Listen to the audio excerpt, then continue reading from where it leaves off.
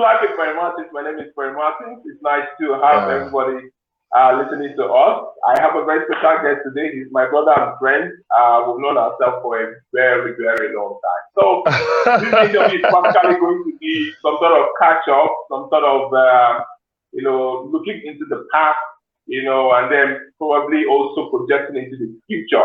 Yeah. Please make welcome this afternoon my friend and brother, Gson Ebuka. Is it Ebuka or Ebuka? No, not Ebuka. Ebuka. Gson Ebuka. Ebuka, okay. Ebuka. But sometimes I think it's Ebuka with a no. It's Ebuka. Well, actually, is Chukwu Ebuka. That is Oluwatobi. Oluwatobi. Okay, yes. Yes, it's Oluwatobi. Yes. God is great. But as you grow older and you begin to redefine yourself, you begin to customize what fits into where you're going in life and how you want people to address you, and then came down to Ebuka. So why did you decide to shorten it to Gson Ebuka? Okay, great. I'm going to start this way. First of all, thank you for having me on the show. I just remember the first time we met. Remember how we met? It was through BBM, many years ago. And then I just published a book. I just published a book, and I was promoting my book, Turning Ideas. That was actually my second or third book, Turning Ideas into money. It's been like 10 years now. It's been like 10 years now, more than 10 years. Yeah. And then it's been an amazing journey with you. Absolutely. I'll move from writing books, doing business, and all of that. I mean, vision is progressive. Yeah, we wanted to use your audio on our radio station. Yeah, so it was actually later used consistent, and I thank you for playing that audio. I got a lot of feedbacks from it. In fact, it's one of my classics. It's one of my classics. Yeah. Okay, back to your question. Yeah, back to your question. Why Ebuka? Why Ebuka? When you finally discover yourself at every point in your life, you begin to redefine a lot of things that was given to you at birth. You begin to question a lot of things that was given to you at birth. When we were born, we don't have choice to make some decisions. So when you now begin to rediscover yourself, because it's a point of rediscovery, you begin to tell, okay, I like this, I like that, I want this, I want that. Now, that is clearly explain my journey. Growing up as a little boy, I really knew what I wanted to be. As of 12 years old, I was a famous evangelist, preaching all the way in Onitsha in Assemblies of God Church. As of 7 years old, I was a music director. I knew exactly what I wanted to do in life. But again, at a point in my life, I began to realize there's some mystery that was given to me by Holy Spirit, and discovering some family things that you need to deal with that had to do with names. You need to tell us those family things, because a lot of people listening also have maybe a family thing that they need to deal with.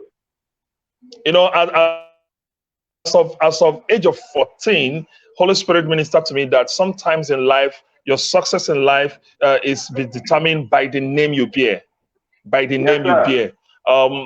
So you need to begin to re-answer your name. That was why at some point God could not bless Abraham until he changed his name. God could not bless Isaac. God could not bless Jacob until he changed his name. God could not fulfill the promise he had for Sarah until he moved her name from Sarai to Sarah. Yeah, so the blessing was in the changing of the name. Exactly, because exactly what he told me is give me this analogy. He said, there's some names that were given to you at birth that has some ancestral connection to where you're coming from. So if you really want to deal with family issues, family thing, you have to deal with the name. And that was some of my journeys in life. The name from Gson Ebuka and the rest, which I will not go into details. That's another thing altogether. But when I discovered that and realized that, hey, I need to deal with the names, I had to change my name and update it to where I'm headed in life. Obviously, I knew that I am going to be a singer. I knew I was called out to reach out to people. I knew from day one that a lot of destiny are on my shoulder, regardless of what I've been through or what I've going through. So I really need to equip myself. So it guided me along the way when I was coming up as a young singer and also a preacher. Okay, so you were living in Onitsha, and yes, precisely. Yeah, and you were an evangelist in Assemblies of God, and at the same time, you were also a singer. Child evangelist. In fact, as you go on. I'm listening to you. My records are still there. My records are still there. My records are still there. Yeah. If you go to Assemblies of God Church, Port Harcourt Road, Fege, Onitsha, I still have a very long history of what I did as a child. Nobody has ever. Nobody. I can beat my chest. Nobody has done that. I mean, out of 12, I stood in front of 300 audience and addressed them. Those days we used to go to those days we used to go to street evangelism with mega mics, and I was a singer. Megaphone. Megaphone. I was a singer. I was an actor. I was a preacher. So amazing. It was the background that I had. Tell me something. When you move, okay, before we get to when you moved, right? Yeah. You didn't have a lot of education. Yes, I didn't. Well, a lot of people still don't believe that, because when I tell people that I didn't go to university, they still think it's a shamble. But that's the simple truth. Now, I was not privileged to go to university, even though while I was in secondary school, I was among the most brilliant students. But again, like I said, examination is not a true test of knowledge. So when we finished secondary school, as of late 90s, I wrote my JAM. The JAM jammed me. You know.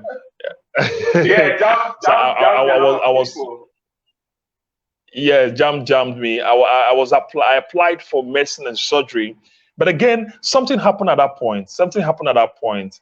Well, I'm the first son, but again, I couldn't secure admission into school, and I sat and I told myself, "Hey, boy, you can't go to school where your dad can't take care of you, your mom can't take care of you. You have a little one that you can learn. Why don't you find something else?" And then at that point, I was already a professional singer. I was already a professional. As of 1996, 97, I was already attending and playing gigs, and people were paying me for my gigs. Now, as of 1997, people were already paying me for shows. You know, as young as I was as a teenager, I'll sing in the church. Listen, I'll sing in the church. I was singing wedding programs. I was singing live clubs and nightclubs. I was singing live places, and they paid me money. All right. So you were playing gigs. Yes, I was playing gigs as of 1996. The records are there. I was playing gigs 1996, 97, 98, 99. From singing, performing live, I became a producer, not an engineer. I became a producer. So as of 1999, yes. I still produced about five to six artists before I left. So as of that time, we were trying to modify Area. We were trying to modify Area. Trying to bring, because we were trying to bring Lagos style to Onitsha, and then a lot of things happen. At the point of writing an exam, I couldn't pass my WAEC. I couldn't pass my JAM. This is first time in the record I'm saying that I couldn't pass my WAEC. I couldn't pass my JAM.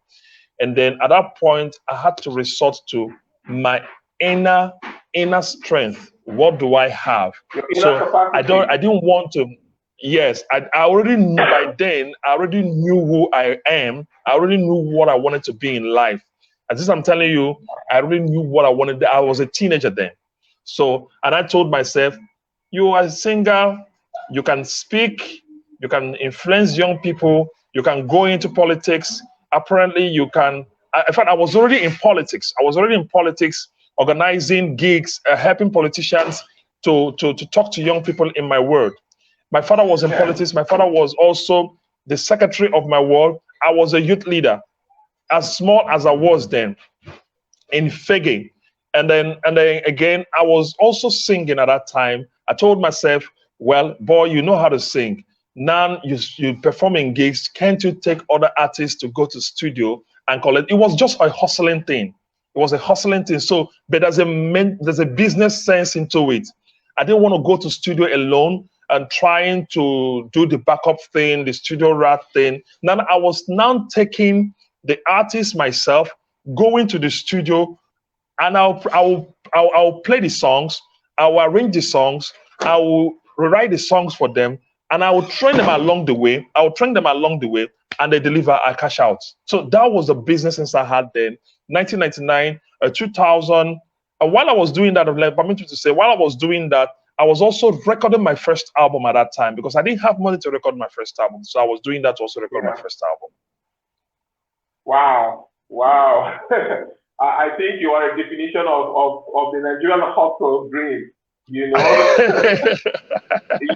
people need to learn that you don't have an education does not necessarily mean that you cannot achieve greatness in life. For those who are watching us, the person talking to you right here is the current General Secretary of Fogmon. Help me, correct me. Sorry, I'm actually the founder of Fogmon in Lagos. Yeah, so founded Fogmon. Fogmon is the Fellowship of Gospel Music Ministers in Nigeria. Nigeria, and also and I'm also the national creative director of creatives. Yeah, so national creative director. So this Fogmon is the association that brings together all gospel artists in Nigeria. Yeah, and they have branches in Nigeria and outside Nigeria, in the UK, in the US, several places. So the person speaking to you, is the national creative director and was part of the founder of Fogmon. I'm actually the first Fogmon. Let me correct that. Fogmon in Lagos started with me.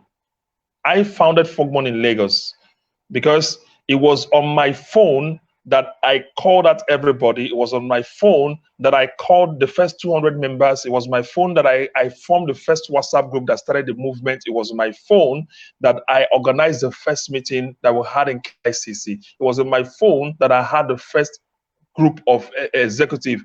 I was the one that founded Fogmon in Lagos, even though the vision did not start with me. The vision started in Abuja through my boss, Aswekie. But I was the one that put a call across to him saying, it's time for Fogmon to come to Lagos. And he asked me, can you do it in Lagos? I said, yes, I can do it. At that time, nobody knew me. I was still behind. Some of us are behind the scene people. After 2005, recorded my first musical video, and I realized my ministry for music has ended from the camera. I had to go behind the scene and start helping other people to get before the camera. Amazing. Okay, let's talk about it. So, at what point did you leave Onitsha, and why did you leave? Okay, I always knew as a young person that I'm not going to stay in Onitsha. Even till now, my friends in Onitsha still look at me and say, boy, you still behave the way you behave. So yes, I actually knew. When you are growing up in the midst of some level of music or some level of lifestyle that you don't want, but you are seeing a light on the other side. And you now tell yourself, that's where I belong. That's where I belong. So imagine life was a little bit substandard for you. You wanted to aspire higher.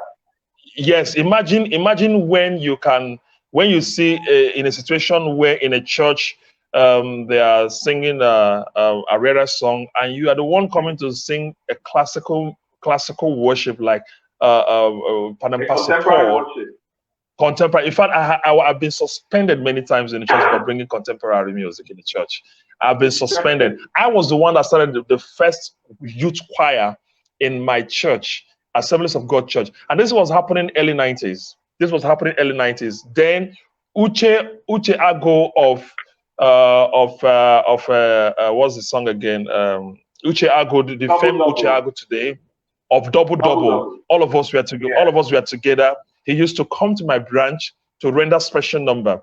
All of us were together. Dr. Timothy Obonuche, who is my very good friend, Dr. Timothy Obonuche of Tehila Sounds. Right? All of us from Sound, yes. All of us were together. We grew up together.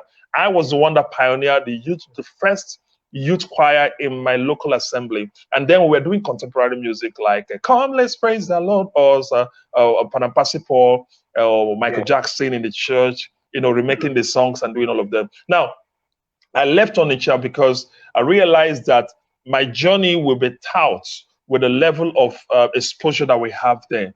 So as of 1997, 98, I was doing songs and I was already scoring songs like Marvin Sapp, Grace and Mercy, R. Kelly, Michael Jackson. And those things, you're not finding them there. You're looking on the other side, you're seeing other people doing. I said, okay, fine, it's happening in Lagos. Let me get to Lagos. And then when I finished secondary school and realized that, hey, the work is done here, there's something you have to do on the other side, I took a night bus with Ghana Must Go, standing all the way with luxury all through the night to Lagos.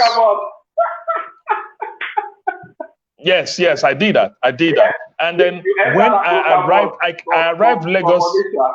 Yes. Then we call it Concord. You know Concord, the old luxury, old luxury bus, the one that have flat roof. Yes. So I took a night bus with my Ghana Must Go. The only thing that gave me the confidence to come to Lagos at that time was my master CD, master tape. Then we call it data. I just finished recording my first album. And I was coming to Lagos to look for marketers because all the marketers in Onitsha told me my song is too jande, my song is too Americanized. It can't be accepted here. It's too contemporary, too American. Yes, too American. Imagine singing a song like, "Oh, what a wonderful, wonderful day. Day I will never." You're singing it like America. And I was thinking that once the song come out, everybody will be on their heels jumping, and then it was so amazing and so ironical that when I released the song after traveling between Onitsha and Owerri for over 6 months to record the song, sleeping in the studio, doing all manner of things, you now come into the market and you are rejected. That was the story. I had to start finding my way to Lagos. And then I took the night bus. Wow. I arrived Lagos. The first people I met were one chance people. They took my money and pushed me out of the bus. Whoa. Yeah. Oh my goodness. What happened? Tell us the story. And then when they pushed me out of the bus, thank God they didn't take my bag. I had to start begging.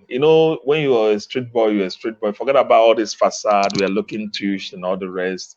The beautiful part of it is that you can never, what you go through cannot be shown all over you because of the glory. You don't smell like where you're coming from. Exactly. So I had to find, please, I beg, give me 20 naira. I'm going to Kotu. Give me 20 naira. I'm looking for my uncle at Ajawe Estate and the rest. And finally, I got to my uncle's place because that was the only thing I had, the address. And when I got into the house and told them my story, they were laughing at me. They laughed at me and said, "You just come Lagos now, Johnny, just come Lagos." And at that point, I told myself, "Hey, boy, you're on your own. You have to fight for your own." Yeah. Yo. I mean, everybody, not everybody, but most of the people that came to Lagos from the south or from the east, they always have the story. It's either they end up in a one-chance bus, or they get that first Lagos attack, which is maybe you're trying to board a bus, and then you have to run and catch up with the bus and jump on the bus, and most times people don't follow. So it's challenging. If you permit me to tell you stories, we can't end it up today, because there was a time I was trekking. I was living in Ikotu at that time. I was trekking all the way from Ikotu to Sele Express, then jump 911 bus to go to Tincan Island to do what they call it, clearing and forwarding. I was a wharf rat. Yeah. But again, all of these experiences were the school I went, school of hard knocks. I made an oath to myself, or a vow to myself, that if my friends can go to school and come out and they are ahead in life and I'm on the streets, they will never leave the school and come and meet me while I'm following them. We always will meet ourselves at the front. So I made that decision, conscious decision to myself that, hey guys, go to school, come and meet me here. I am on the street, you still learn from me. And guess what? Many years after, I started seeing all of them, some of them in Alaba market, some of them travel abroad. At the end of the day, all of us are on the same table discussing ideas. Some of them are no longer discussing ideas. Some of them did not grow with time. Some of them were laid back because of traditional thinking. So most of them were not contemporary mindseted and all of that. But again, I'm so grateful to God for all of the challenges that I went through. Sleep in the car, attempted suicide, slept in the bus. You're getting ahead of yourself. You're getting ahead of yourself. The suicide part is I need to hear that part. But let's not get ahead of ourselves, right? Because like I told you, this show is life is for a masses. We're talking about life, and I think you have loads of it to share. And considering who you are now, what you've been able to achieve, and where you are coming from, the disparity is so big that I want to hear the details, right? So let's not rush. Let me show. Maybe you can invite me for the second part of the show because everything will not contain in the first part. Don't worry. I'll manage my time. So you came to Lagos without an education, with just music, a music data master. Your master that you recorded. I believe it's probably in a cassette. Is it a cassette or CD? No, it was. There was no CD then. It was my second album that was in CD. It was the first one was in a data. In a data. It was a data back then. It was analog. So there was this data small cassette that looked like a video. Then exactly. And there's this. If you remember those days, Chrome cassettes. You remember Chrome cassette? Yeah. So we had all those Chrome cassettes that is very black, that they will give you to go as your first master that you can use to go to do mass dubbing. Then we can do radio cassette. Amazing. So you are in Lagos. You just got more thrown out of a bus, and then you get to the house. How did you start life in Lagos? What did you begin to do? I mean, today you own an office, you run several businesses, but tell us, how did you start life when you got to Lagos? Okay, when I came to Lagos, knowing fully well that I was on my own, no education, no connection, no brother, nothing except my musical skill. Two things I did. My uncle at that time had a telephone center. So I started off as a telephone boy, telephone operator. So it was at that point that, what type? All those days, Sajem, Terom, all those for the telephone center, they were doing 30 Naira phone call and all the rest. Thanks to him, he really helped me because it was at that point that I started connecting with people that really talked to me, and I moved from being a telephone boy to going to Wharf to learn clearing and forwarding. Now, at that point of telephone business or telephone operation, I was meeting a lot of people, a lot of trust. When you trust someone who is very, very sociable, you will meet people that really want to deal with, that really want to help you, really want to tell you one or two things, what is happening. A lot of people were coming in, 419 guys were coming in, Yahoo boys were coming in, clearing and forwarding guys were coming in. At that point, I picked up courage and picked up contact, and I went to Tincan Island for the first time. I didn't know the place. Just from hearsay. Went to Tincan Island for the first time. The story of how I survived in Tincan Island for the first time is a story of his own, and in fact, is a bookseller, is a bestseller if I put it in a book. But to cut our story short, in between all of that, I started also training people in choirs. I was going to churches, training people. Then I started with the first church. I was a music director, was Charity World. If you know Kefe the dancer, the husband of Kefe the dancer, the Guinness Book of Record dancer. Kefe Ame. The husband, yes, the husband, the father-in-law owned a church. I was one of the best singers.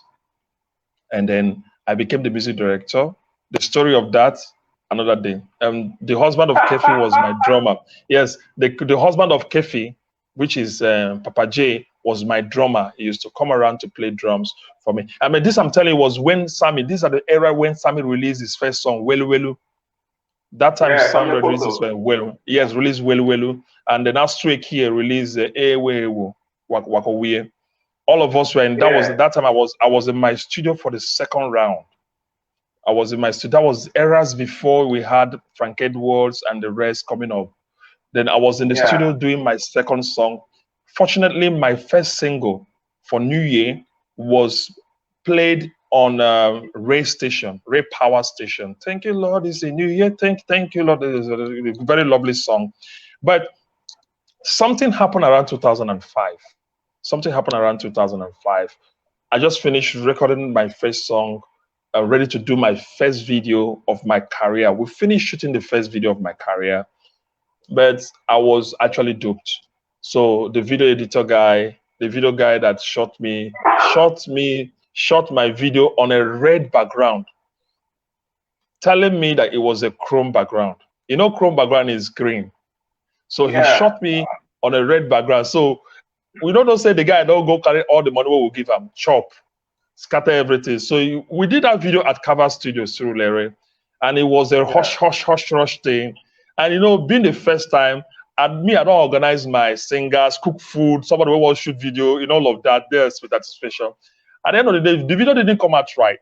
The video didn't come out right, and that launched me into another phase of my career. So when the video didn't come out right, and I'm this kind of guy that don't want to take no for an answer. And I started at that point learning video editing. Swore to myself that I want to know what happened. So from there, I started my career at that point as a video editor, a videographer, and a video director. And and then that was what launched me to go into media full time.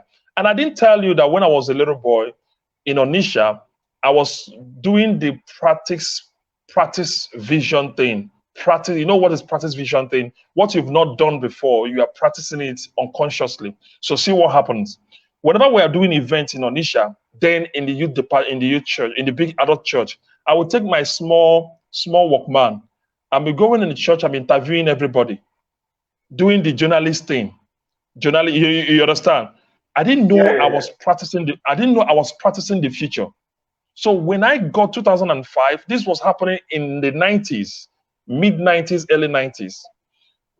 2005, when my first video did not come out right, I launched into another career of learning video editing. You know, I learned video editing thanks to my boss, Tokumbo. He taught me video editing. I learned how to use all the applications, which I may not mention their names here, to edit movies. And I did all of that. At that point of coming to the height of learning video editing, I started losing my attention on music. My focus started moving into production. My attention started knowing the business side of music. And then at that point, 2005, 2006, and I told myself, hey boy, I think you don't have business in front of camera again. You have to go and learn the business of music, gospel music. And that was what brought me here. And then at that point, I started understanding how the industry works, how people behave, and all the rest, managing artists, distribution, because I saw the future coming. And I realized that, hey, there's much more to what we're doing now than what is coming ahead of us. So I am now dive behind the scene, helping a lot of artists and helping a lot of people to get in front of the camera while I stay back. And guess what? Almost 15 years or 10 years after, when Fogmon came into scene, those skills, those capacity that I developed then helped me to found Fogmon in Lagos, helped me to manage all the Lagos gospel artists that were given to me. Amazing. I'm just following your story from a telephone operator to Tincan Island hustler Yes, now yes, yes, to yes. video editing. You know. Yes, yes, yes. Beautiful, beautiful. Yeah. Now, this was 2005. You said that Yes, yes, yes, yes. at some point you delved into motivational writing and speaking. Yeah. Well. Remember I told you that as of 12 I was a preacher. Yeah.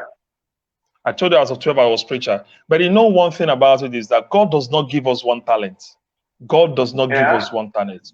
And then what happens is whenever he finds you faithful in one. Now, find you faithful in one means that when you have harnessed the one he has given you, he gives you another one.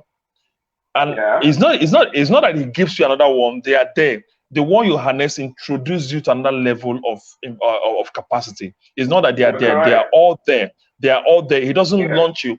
For example, if you are a singer and you are a prolific singer, definitely you will end up being a coach. If you're a gospel singer and you in-depth yourself in the word, singing the word, definitely you're going to be a preacher. And once you become a preacher, definitely you're going to be a pastor. And once you be a pastor, definitely you're going to open a church. Hello? So that was what happened to me. Now, I started as a singer, I started as a speaker, I started as an actor. I didn't tell you that I acted some movies in Onitsha before I came to Lagos. That story for another day. Now, when 2005, yes. When 2005, that singing was taking the last seat, I started having the nudge. Some people say God was speaking to them. Omo, me, I don't talk that one. I started having the nudge in my spirit that it's time to educate people.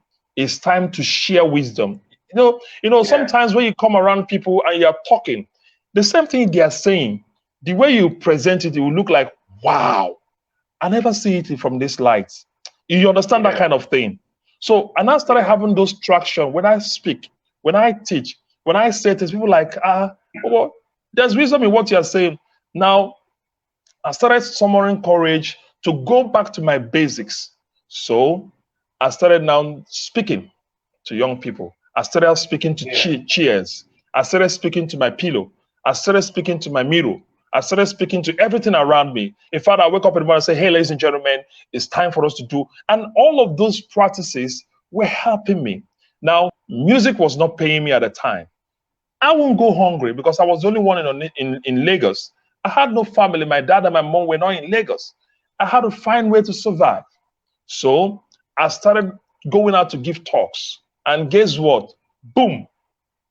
First audio book, my first book came out through the wisdom and inspiration of things I've learned in the scriptures. My first book came out, Complete or Compete. And then I started moving from one place to another. The second book came out, I think around 2007, 2008. That second book, which you already know about, took me around the country. And I didn't tell you again, in between, I started having strong desire to impact youth, the youth of Nigeria. That's where you now start seeing my empowerment programs, youth NGO initiatives, Niger Mentors, and everything that I've done. All of them started springing up simply because I was pushing myself, nudging myself to become better in whatever I do. Yeah, somebody will say, na hustle, omo, na hunger. They push me. When hunger hammer you, you start looking for what to do. When hunger hammer you, you start looking for things to do to keep your spirit. Hey, you understand? At a point, I didn't tell you, at a point, I hustled in Alaba. There's what we call Osahia. Yes, there's what we call Osahia. I did that in Alaba. My brother owned a shop. I don't want to stay idle. I will go and stay with them. And I use my marketing skill because inherently, I'm a marketer. By default, I'm a marketer. I'm a marketer by default. So anything I can sell. I don't want to tell you the story of how I became a marketer because I never liked it in the first place. But again, as time went by, I began to develop the capacity. I used to go to Alaba. My brother was selling phones, accessories. We'll go there, hustle, and they tell me, oh boy, come to my house. Those days he paid me with He paid me with coming to teach his church, teach his choir. That was my payment. So for me to eat food, I will come and hustle in his place, in his shop. He will take me to his church to teach. And I will tell him, oh boy, pay me money, let me take care of my bills. And those things were keeping me. So I was teaching choirs. I was also inspiring young people. That was how I survived in those areas. And remember, I didn't have qualification, I didn't have education, so nobody was ready to employ me. I wasn't ready for anything. So I was a serial, I launched into entrepreneurship straight up. So I became a serial entrepreneur. Wow. Did you try to connect with the motivational speakers of the day or the inspirational speakers of the day, the Pelas Rotoyes and the Jimmy Teways? Did you try to connect with them? Of course, all of us are friends. And when they say this gift of a man make it a way for him, you now I'm an epitome of that. So around 2005, 2006, remember I told you I learned how to do video editing and all the rest. So I launched out some businesses that were kind of the first frontiers of instant delivery of CDs. What does that mean? So all these things church people are doing in the church today, pastor preach messages and they print the CD and you get it after service. We are part of the guys that went on the street to move our computers, move our duplicating machines, to go to seminars, to do that for seminars. So we will hear that some folks like Ugochukwu Umogo, Remi Dairo, some folks like Philadroto is doing conference somewhere. I will be the guy to call over the phone and say, hey, sir, we have a package for you. We're coming to do your CDs and we'll sell it at the venue. And it was sounding very good. So I moved my partners and my team. We'll go with our camera, our small camcorders. Looking back today, you see how passion has moved you, turning little things to gold. You see how passion and then vision have turned one. Those days, we don't know anything about red eye cameras, the HDV cameras. We are going with our camcorders. So we were improvising, innovating on what we had at the time. And we were getting results. So we go to seminars. Those days, there were nothing like blogs. We have Blogspot that day, those eras. Nobody knew anything about blogs, blogging and Linda Ikeji, Gospeltainment. All those things were not there those days. Even if they were there, they were not on the front media today, like today. So we will go to seminars, we'll record them, tap our audio from the mixer. I will be at the camera, master camera or roving camera. We will edit. We call it, I think it's a linear editing, or linear, I don't know what they call it these days. We will edit. Yes, we will burn the CD and DVD there, and they will deliver, and we cash out. So did you do this for any of the popular speakers? Of course I did. Steve Harris. Yeah, who? Steve Harris, Ugochukwu Mogu, Remi Dairo, Philadroto, all of them. And even in the church. And then all of us looking back, and today now, I have shared podiums, pulpit with some of them. And I didn't tell you again that around 2010, because of the push into vision, I was among the young people that came to Covenant University to talk to final year students. As of 2010, we were 5 of us. Bishop was meant to be the one to speak to them at that level, but Bishop couldn't come. They called young people, and I was among the young people that went there to speak to them.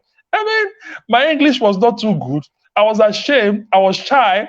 But at the end of the day, I walked out of that auditorium as the best speaker of the day. So you can see that all of these things epitomizes to you that is not how well you carry yourself. It is, are you willing to obey the first call? Move. Yeah. If you're willing to obey the first call, move. Then God will bring destiny helpers, help along the way for you. And then how many businesses do you have registered? I have about 3 registered right now. Yes, I have 3 registered. We have Pathfinders Group, which is the mother company with focus on marketing, because that's my core. We have Ojemba Bookings. Ojemba Travel Consign. That is for all the traveling business I'm doing, because at some point we now realize my passion again for history of Nigeria. So knowing that history is a big business, I realized that it's linked to tourism. So we're taking people from Lagos to go to somewhere like Abeokuta, Ibadan to see Nigerian history. I didn't just want to do that. We have our blog, historybox.com.ng is already there. But I realized that there must be a business behind it. So I registered a company. So if you want to travel to UK, you want to do a tour in Dubai, we'll do all of that. Again, we're still doing a local tour. And again, I have Niger discount stores. This is an online superstore where we sell anything. We started by importing from China. Yes, we are doing small mini importation from China, wear, shoe, and all the rest. But again, now we are resident on Apple. Excuse me. We are residents selling only Apple iMac desktop systems, phone, laptops, and all the rest. And we are using a very, very funny strategy: payment on delivery. So what does that mean? You see our advert on Facebook or anywhere, you sign up that you want the item, somebody calls you. And when the person calls you, you say, okay, fine, bring it for me. Because it's the UK used. We'll bring it down for you. The riders will bring it down for you. And you will pay at the point of delivery as long as you're in Lagos. And these are the things that we've done over the years. And people are so excited about them. We've sold about, make a no lie, close to 500 items using that strategy. Amazing. Amazing. So, but you've done all sorts of business and by the side, in the days you weren't knowledgeable on how to structure a business. You've done all sorts. Well, what I do these days again is this. I don't do much business again. What I do is I collaborate. So at the point of my life right now, I don't have the patience again to go down to the nitty-gritty, because yes, at some point in your life in business, let's talk about business right now, you need to know your strength. Your strength in business is not just money. Hello, sir. Your strength in business is money is the least thing that happens when you come to business negotiation. If you come to negotiation table of business or business negotiation table, money is the least thing, even though it is very important. Now, why did I say that? If you drop money on the table, who runs the money? Will the money run itself? The money will run itself. So whenever I go into negotiation today, even if I don't have money, I have other capacity. I have other strength. I mean, I'm the go-to-get guy that knows how to get all the customers. I'm the guy that knows how to put the structure. I'm the guy that knows how to make the call. I'm the guy that knows how to push the product until it brings money. I'm the guy. So even if I don't get money to do business, bring the money, drop the money. I know how to turn the money from 1 Naira to 10 billion. Because I got all the skills. I got all the people. So tell me something. Tell me something, right? How would you rate your progress so far? You're in your 30s. You're in your 30s, I'm in my early 40s. I'm in my 40s. Early 40s. Yeah. So tell me, how would you rate your progress so far? Would you, in a scale of 1 to 10, how would you rate how far you have come in life in terms of success? I'm not gonna tell you say I be 7, I be 5, I be 10. We are still in the struggle. The only thing I can tell you is that where I am today, I'm no longer where I used to be. This morning, somebody, when I was I just released the book today. I just released the book just 3 hours ago. Seven ways to raise capital. I saw something on Somebody was somebody was asking me, guy, how far now? I said, we are good though. I say, how far away? I say, we know the way you live also. We don't move. and that's a new slogan. I can't come and tell you in all honesty, in all modesty, I can't come and tell you that I'm number 7, I'm number 5, See, God is good. God has been good. Let's do this. What was the highest amount of income you've made in all that you have done. You know, the alerts that enter your account and you smile and like, God is good. Yeah. Oh boy, are you an EFCC? I beg, stop that. No. I know I'm asking. This is life with my Martins, right? I can't tell you that I made 1 billion or 1 million. But I'm comfortable. Wait. Tell us, right? Tell us. The reason why I'm asking is this. Okay, how much are you worth now? I can't say. You can't say. How much? No, I can't say. You're a business person. A businessman always knows how they can always say, you know, with all that I'm doing, both equity and cash and value, I am within this range and this range. Are you in the billions? Are you in the millions? I am where God has kept me. I am where God has kept me. Okay. I am where God has kept me. Tell me this. What is this for you, right? Yeah. Did you have a dream as a young person where you want to be when you were 30, when you were 40? Or you didn't have a dream, you were just trying to survive? Okay, see how it works. I wanted to be Nigerian R. Kelly. So I started out as a young person. Music was it for me. Music was my number one. Music was number one for me, and still my. Please get it. I have kids now. But when I was growing up, music was number one, because where we are coming from, where I grew up, there were a lot of bad vices. Negative vices. Robbery, prostitution, ritualism, and all of the rest. You hardly see a boy from Fagin beefing up to be have contemporary thinking. They were all circled around Fagin. Go to Mem Market, go to Headbridge, go to Ochanja, and the rest. You were circled around and then do business, and you were circled around that. Hardly you see some people like me who have contemporary view of life. So growing up, I had a vision to be the biggest Arabic singer in Nigeria. But guess what? Life didn't happen. It wasn't happening as expected. Let me ask you a question. You wanted to be the biggest R&B singer in Nigeria, but at the same time, you were an evangelist. Yeah. Yes. Great. So how was that going to? I mean, R&B is secular, but you were a preacher. Yes, I was. Yes. Okay, good. So back then, my mind was open, broad mind. So we have the kinds of Franklin. No. We had the kinds of Franklins. Franklin was doing great. So it was like a model. It was a model. So 1998 version of a 1998 album of Franklin, Revolution, was the peak of it. Even though 1997, that is God's Property, My Life Is in Your Hand, and then 1993 was His Able, We're There.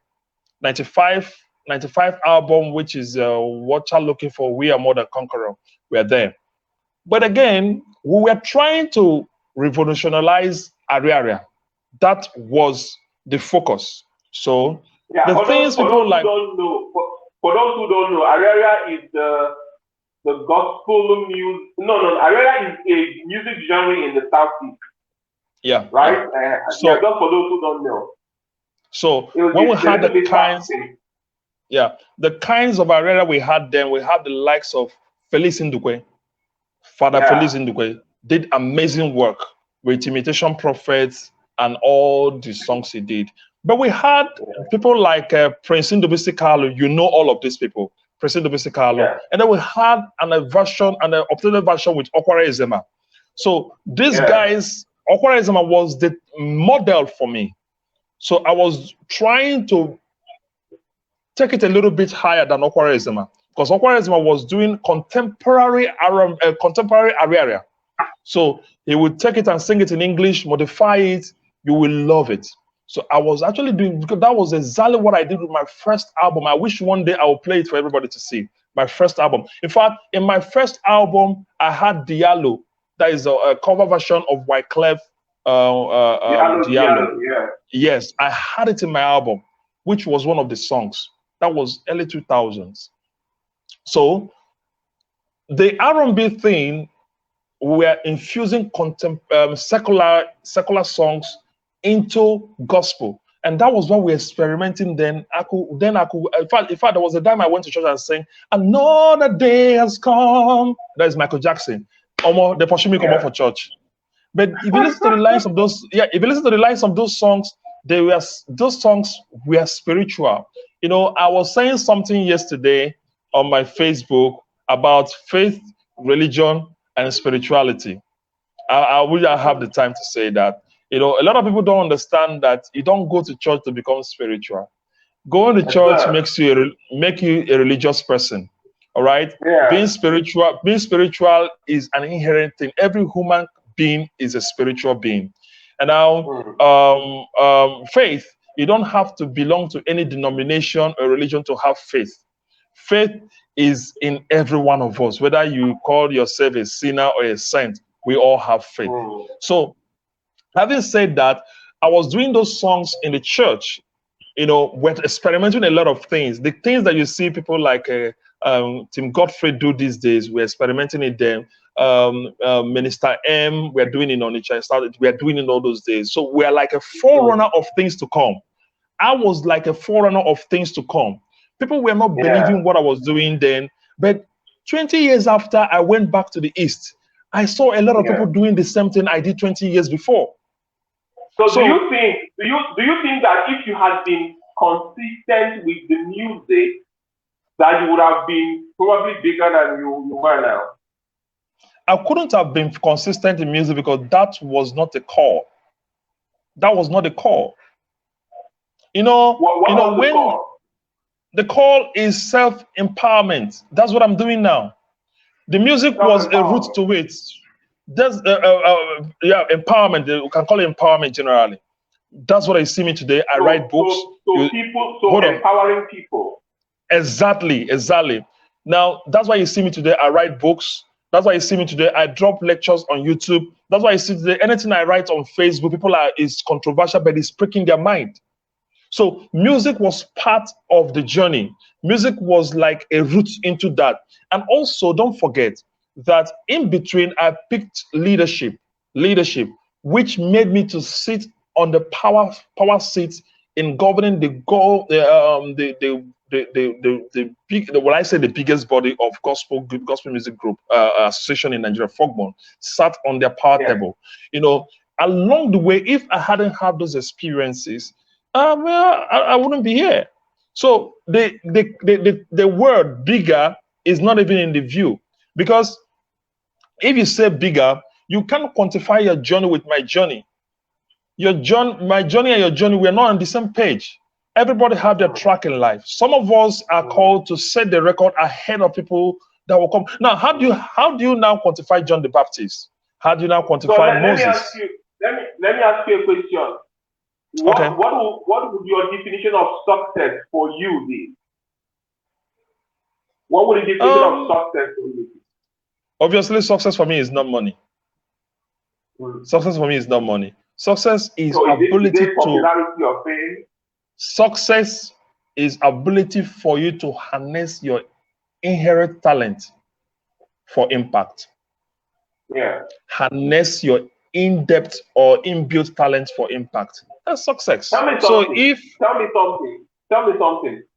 What are the authors you were reading when you were coming up?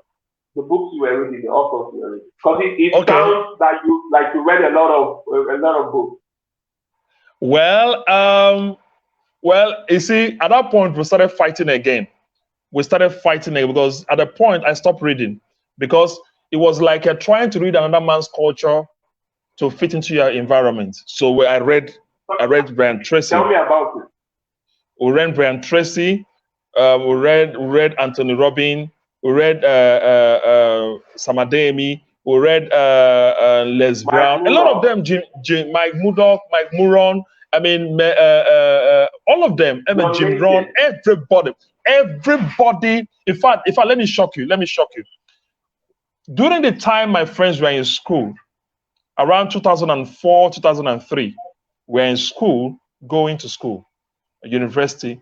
I locked myself up in a room, in my one bedroom, in Isheri Oshun, if you know the place in Lagos.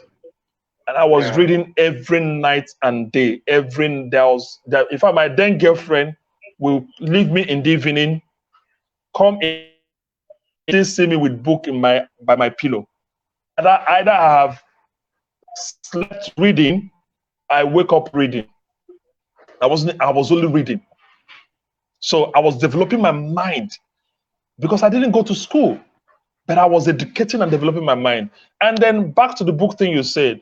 So when people like me started reading book, and you finish reading maybe 5 mastering of marketing or mastering of sales, psychology of sales or whatever by one of the authors, and they tell you go out and do this and do that, and you come out with the energy and the power to do exactly what is in the book, and they're getting there, the reality dawned on you that, hey, that guy was talking about his country, maybe Australia or maybe America. So you have to find a way in Nigeria.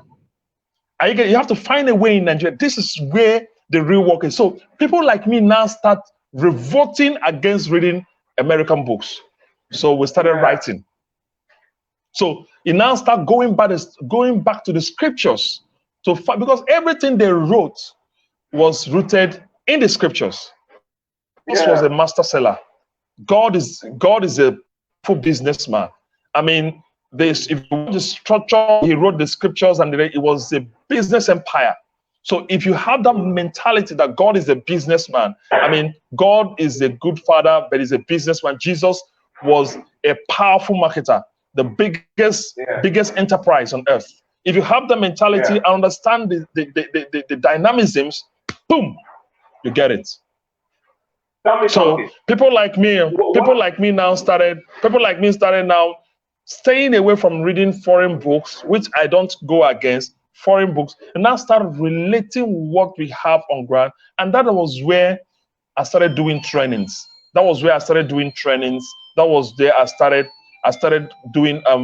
recording audio books, writing books, coaching people, because I saw the missing link.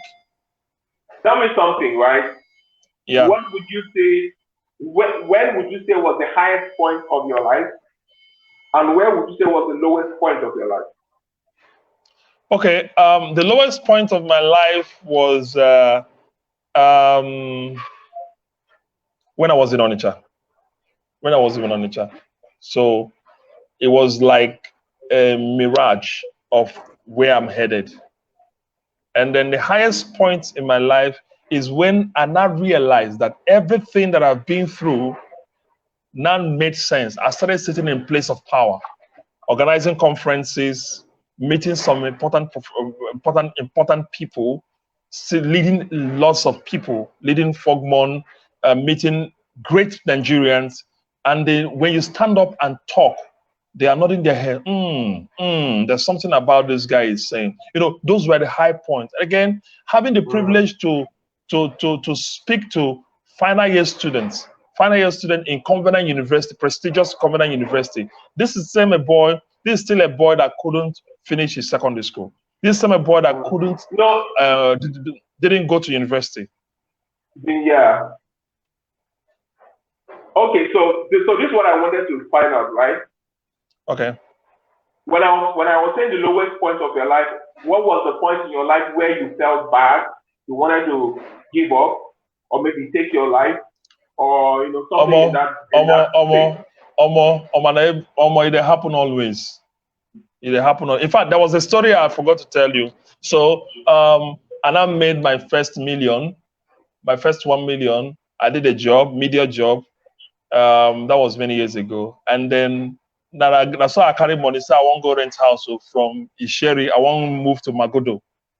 So I went and paid for house rent at Magodo. Finished paying the house rent at Magodo. The day I went back in, got to the office to collect key. Omo, na shambo. I don't see them again. So the office was at Ojota, the agent office at Ojota, myself, the house, and an old man. Oh, the house is in Magodo Face, CMD Road, because you know this thing about repositioning yourself. Want to reposition yourself? Then we're not too conversant with internet. You want to reposition yourself, be in a place of like-minded people, live in their area, so that anything that can happen. So I had that mentality. You see, when I tell you that things they write in the book sometimes don't really be. So I went to pay for a house rent, at Magodo, CMD estate, and all of the rest. So, when I got to their office at Ojota, and then I realized that, man, they've scammed me. They've left with the money. I was calling them on the phone, and that was my first million. My first million. I just finished a job. I was thinking. Watch me. I was thinking very deep in thought. I didn't know when I found myself at the middle of Ojota Highway. I crossed that Ojota, that's Ojota. That express. I didn't follow the overhead bridge. I just was walking. I was lost in thought. I was just passing through. God saved me that a car did not run over me. What saved me? The kaya guy, those kaya guy, ran to arrest me. This was almost 10 years ago or more than.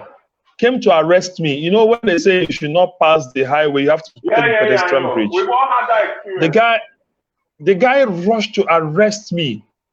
When the guy saw me, came to Oya, was holding me, saw me, he touched. It was at that point that I realized I was at the middle of the road. I sat down in the middle of the road. The guy was saying, "Are you all right? Are you okay? Are you sure you're fine?"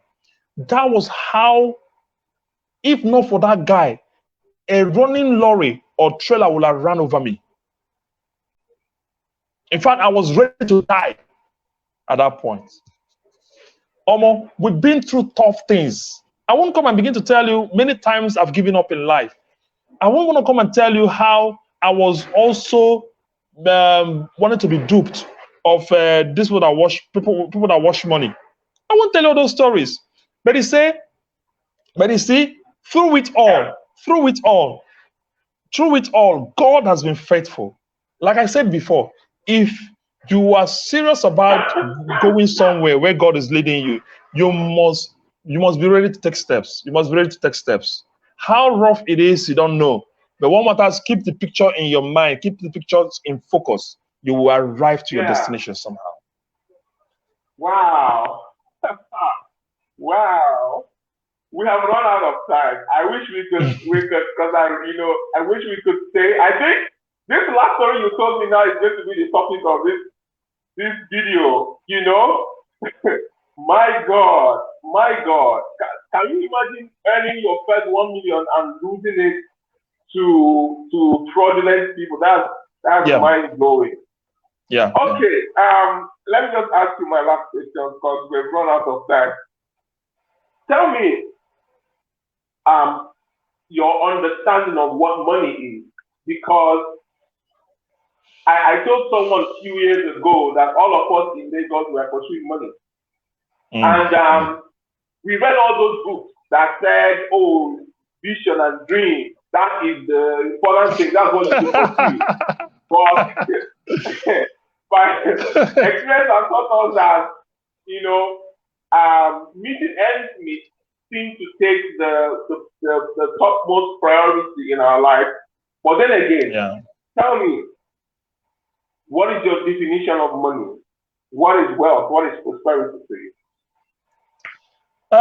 Money, first of all, is not the cash in your pocket. If you doubt it, go and check out my one of my best books, classics, Turning Your Ideas into Money. Money is not the cash in your pocket, is not the cash in your bank. In fact, what you have there is just currency. It's just a paper.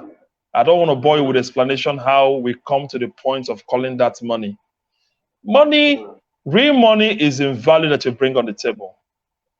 Yeah, the real money is the value you bring on the table. No matter the relationship, no matter who you meet, no matter where you are, if you are adding value to that person, you are actually giving the person money. Now, value is a product, is a solution. Is a solution. It comes in solution, it comes in impact, and the rest. So you now realize that, hey, you need to be, you must always always increase in your value. You need to increase in your value. You need to increase in your value at no matter what. You have to increase in your value. By so doing, you are increasing in your financial capacity. Your money. Tell me something, sir. To all the young people who are going to watch this video, who probably do not have a privileged background, they probably didn't finish school, or they went to a polytechnic or a college of education, or they just finished OMD. Someone who feels right now that they don't have enough to face life. Can you help me advise them? What should they do?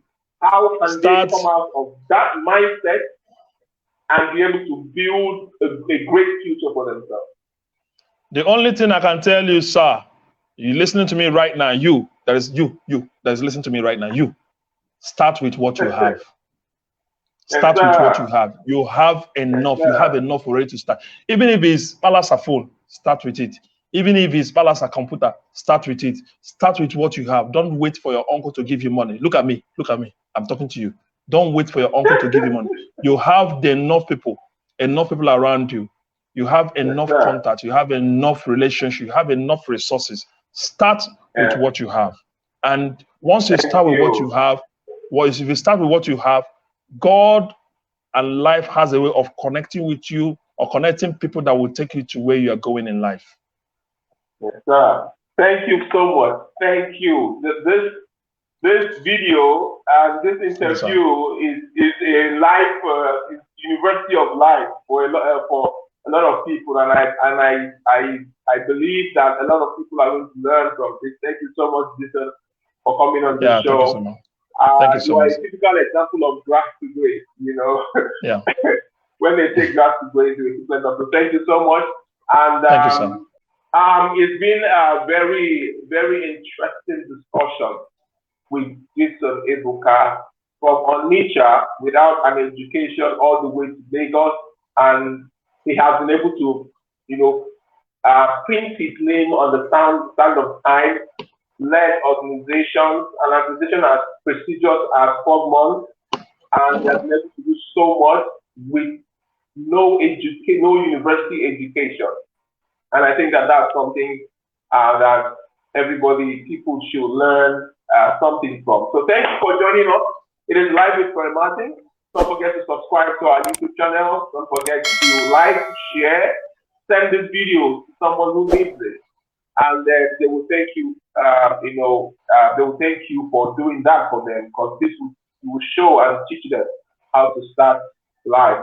God bless you and have an amazing day ahead of you.